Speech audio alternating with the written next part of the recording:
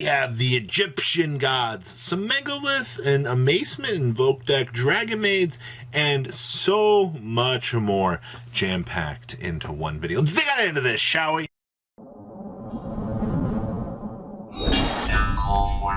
Actually, guys, smash it up, grab out, subscribe button so you guys don't miss out on more awesome content. The first list we have here is a drop from the YCS, but they did manage to take down a couple wins along the way here. This is Egyptian God, the deck.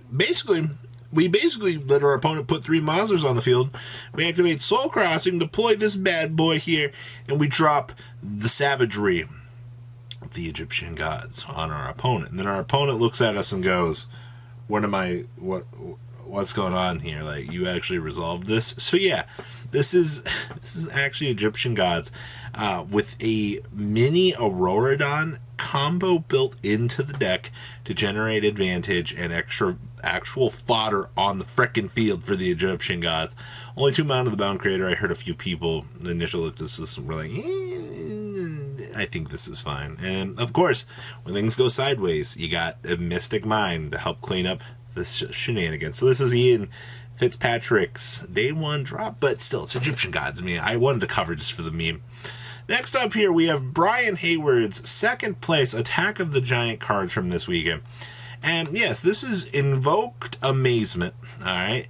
We also have a little slice, just a little bit of Golden Lord in here. That way, you know, you can deploy a body on the field that also acts as a light monster. And you have so many trap cards in this deck that you will be able to just detour whatever the heck the opponent is trying to do with this. Alright, seems easy enough?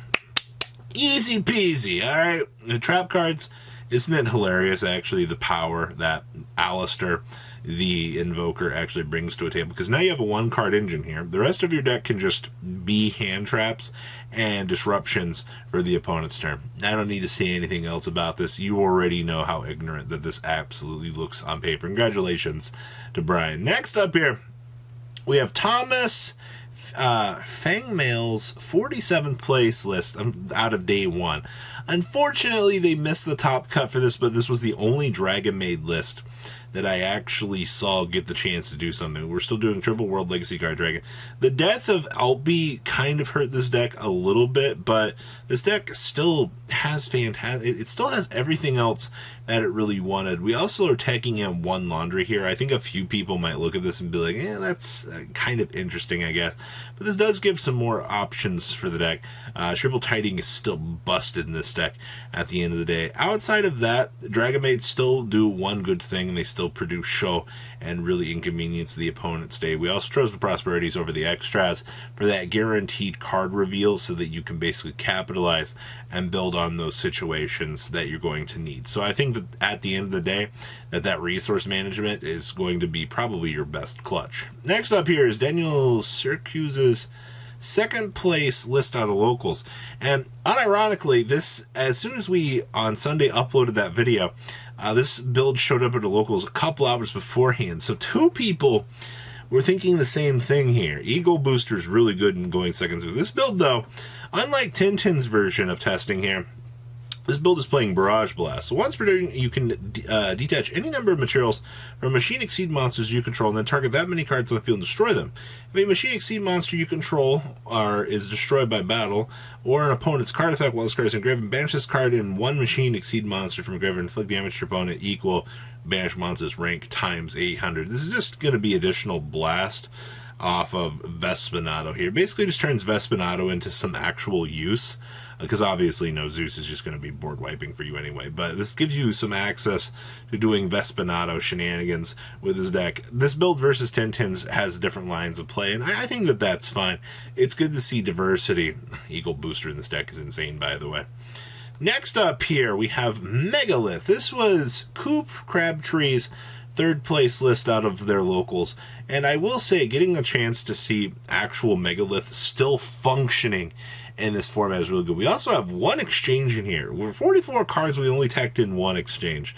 Come on, I also see down here we have 1 Demise Agent, 1 Lord of the Red, and 2 Saravis for additional Ritual Toolbox targets for this bad boy, which absolutely kind of opens up some other cool options, man. I know Megalith, a lot of people love this deck. Drytron kind of detoured this deck a little bit, and that is a Shinobird Peacock in this deck. We're doing some real cool ritual shenanigans with this bad boy here. You want to play Megalith? Try this. I don't think you're going to be disappointed with the cool things that you'll be able to pull off here. Next up, we have Gabriel Ortiz's second place list from locals. And you're like, well, this is just Tri Brigade. What do I give two crap this? You can target one Fire Level 4 Beast Warrior monster in your graveyard. Special summon defense position to negate its effects. You can only use this effect of Coach King Wolfbark once per turn. Da-dun, dun, da-dun, dun, dun, dun, dun. You can bring back this guy off your Wolfbark and make extension plays. It's kind of hilarious, actually. It was the whole meme of this deck for you guys. But Gabriel actually brought this to my attention. Was like, hey, I had some fun at locals. I'm like, no way, you actually did. Yeah, I played Wolfbark and Tri Brigade, and it actually worked out for the Mad Lad. Think about that. 800 IQ shenanigans, baby. All right. Free Wolfbark extenders. It sucks it has to be level 4 because you can't bring back well, also has to be Beast Warrior, but you know what I mean.